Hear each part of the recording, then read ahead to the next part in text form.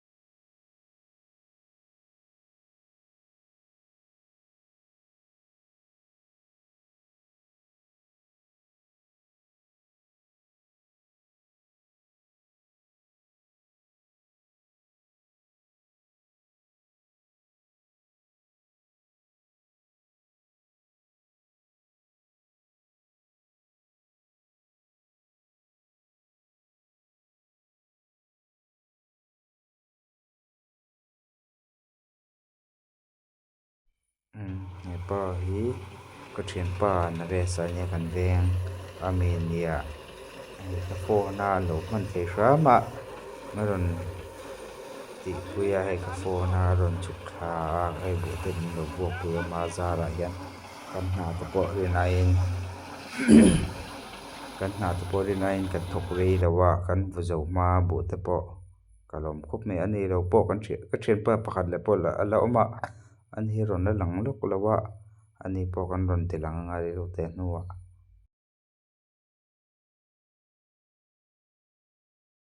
hei hi a buh hum a a buh fai a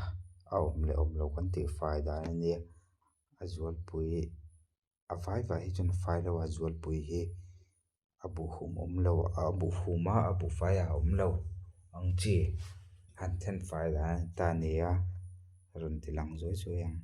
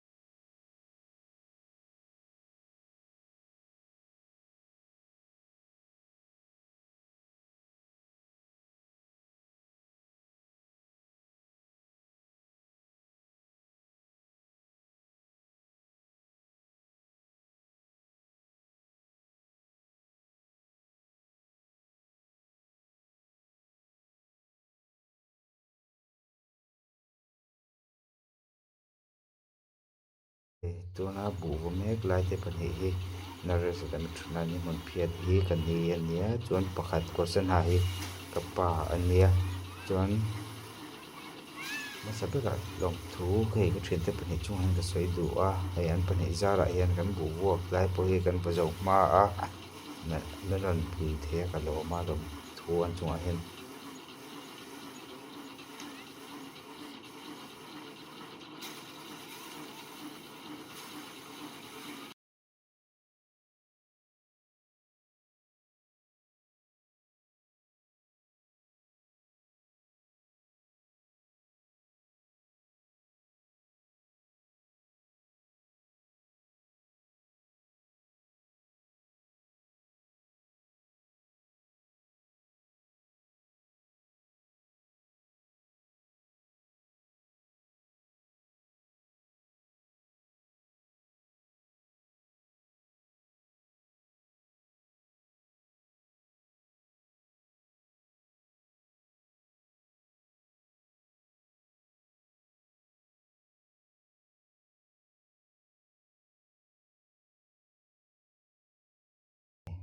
vein